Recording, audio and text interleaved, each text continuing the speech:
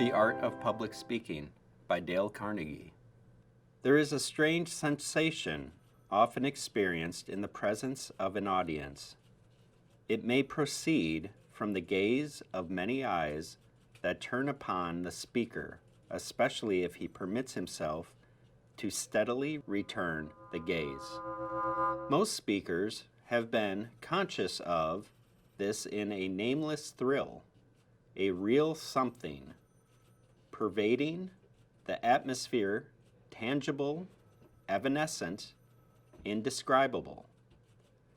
All writers have borne testimony to the power of the speaker's eyes in impressing an audience. This influence, which we are now considering, is the reverse of that picture, the power their eyes may exert upon him, especially before he begins to speak, after the inward fires of oratory are fanned into flames, the eyes of the audience lose all terror. Students of public speaking continually ask, how can I overcome self-consciousness and the fear that paralyzes me before an audience?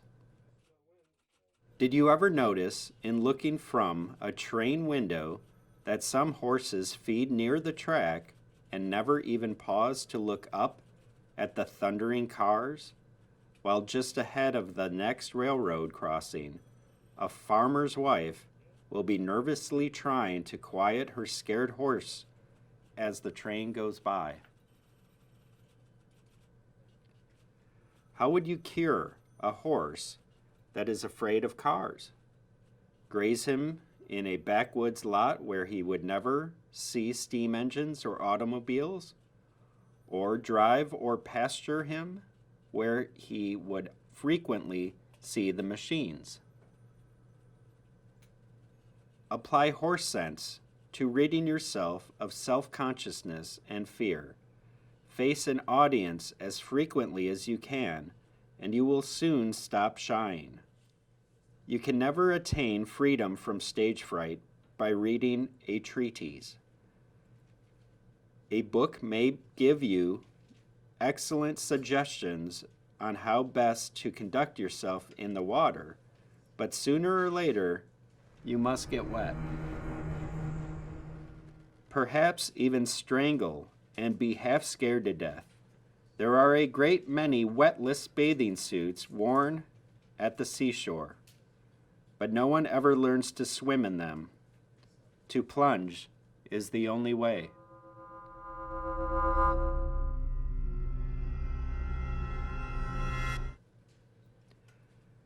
Practice, practice, practice in speaking before an audience will tend to remove all fear of audiences.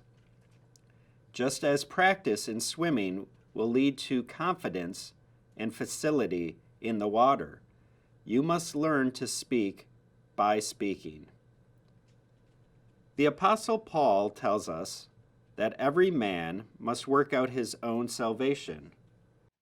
All we can do here is to offer you suggestions as to how best to prepare for your plunge.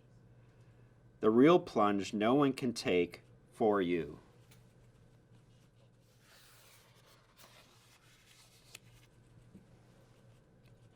A doctor may prescribe, but you must take the medicine. Do not be disheartened if at first you suffer from stage fright. Dan Patch was more susceptible to suffering than any superannuated dray horse would be.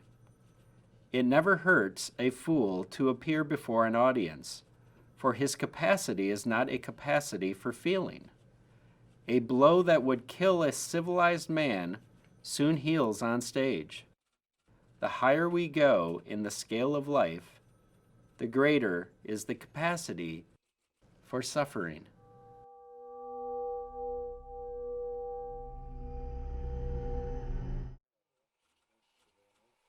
For one reason or another, some master speakers never entirely overcome stage fright, but it will pay you to spare no pains to conquer it.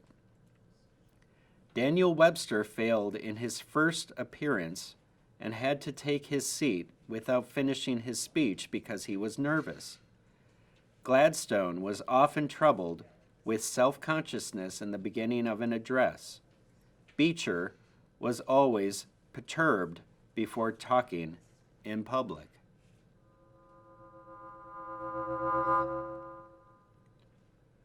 Blacksmiths sometimes twist a rope tight around the nose of a horse, and thus by inflicting a little pain, they distract his attention from the shoeing process. One way to get air out of a glass is to pour water into it. Apply the blacksmith's homely principle when you are speaking. If you feel deeply about your subject, you will be able to think of little else. Concentration is a process of distraction from less important matters. It is too late to think about the cut on your coat once you are upon the platform. So center your interest on what you are about to say. Fill your mind with your speech material, and like the infilling water in a glass, it will drive out your unsubstantial fears. Nothing advertises itself so thoroughly as conceit.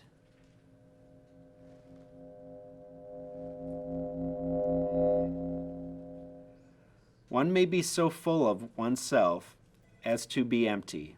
Voltaire said, "We must conceal self-love," but that cannot be done. You know this to be true, for you have recognized, overseen self-love in others. If you have it, others are seeing it in you. There are things in this world better than self, and in working for them, self will be forgotten, or, what is better, remembered only so as to help us win toward higher things. The trouble with many speakers is that they go before an audience with their minds a blank. It is no wonder that nature, abhorring a vacuum, fills them with the nearest thing handy, which generally happens to be, "I wonder if I'm doing this right.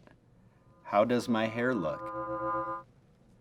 I know I shall fail." Their prophetic souls are sure to be right.